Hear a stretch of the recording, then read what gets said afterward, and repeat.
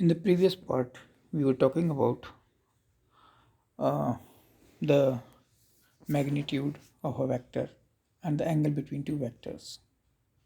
And then in the last part, or in the end, we talked about orthonormality,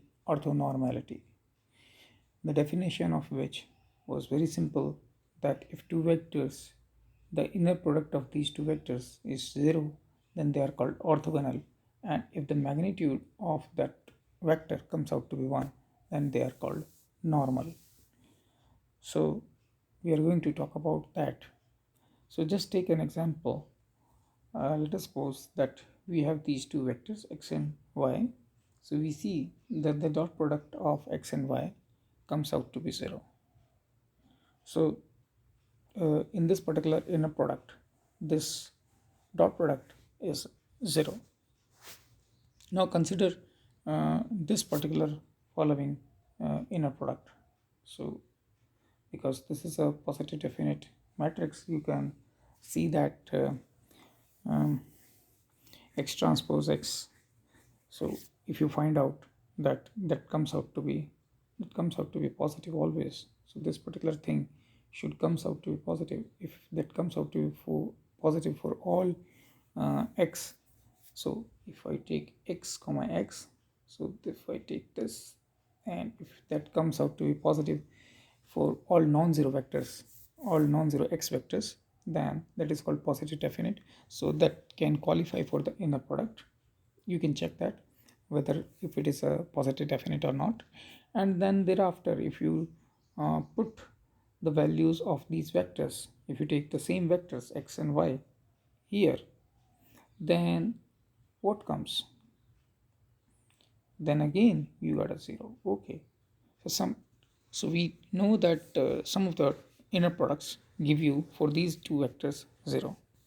Now let us take another uh, another inner product, which comes out to be this one. So this is another inner product we have taken, and we are taking again the same vectors. We are taking same vectors.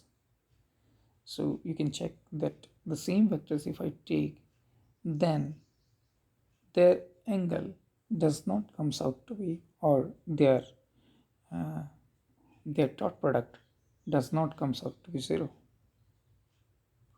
So sometimes you, with respect to some inner product, you get uh, two vectors to be orthogonal. For some other inner product, they may not come out to be orthogonal.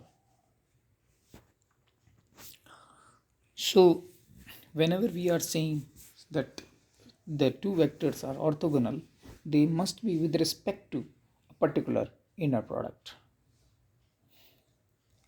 right? So that's the idea. Now let us talk about orthogonal matrix. So if we say something or some matrix is orthogonal matrix, then this should follow. Why? Because whenever we have A transpose A, we can write it like something like this. So you have an A transpose, A1 transpose, AN transpose, and so on. And the product of these two matrices comes out to be this one. Now, if all the vectors, all the column vectors of matrix A are orthogonal to each other, then definitely this particular thing, that if they are same, then they should come out to be 1. So if they are orthonormal vectors, then that will come to be 1, and if they are not same, then that will come out to be 0.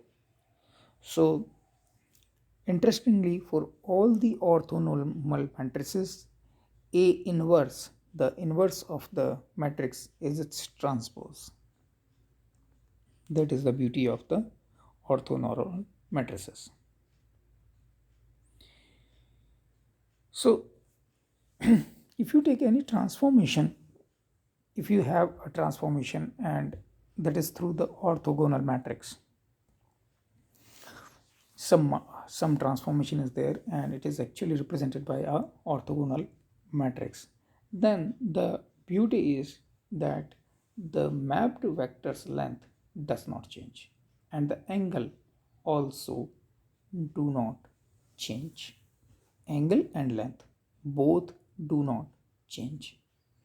So any transformation through orthogonal matrix does not change the angle between the two vectors and the length of the vectors. So that's one of the important results we get. Now we can check whether does it change or not. So this is a proof that after mapping, the the the length of the vector is same as that of the original vector. Similarly, the angle. So we are safely able to prove that the angle between the mapped vectors is same as that of the original angle, and that's how we can say the angle does not change with respect to the transformation matrix which is orthogonal.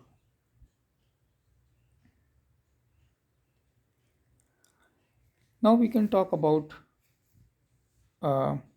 orthonormal basis.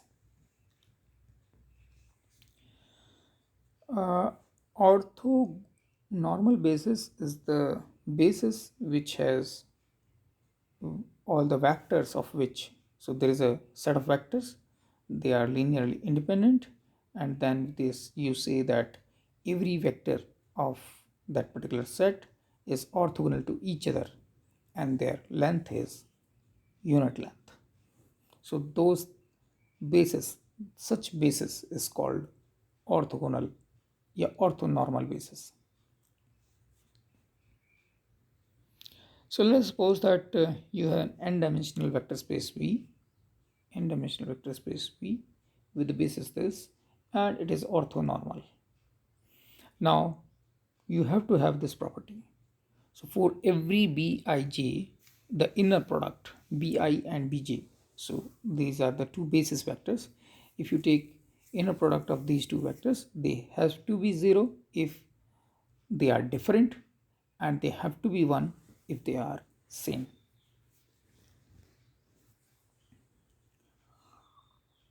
Okay.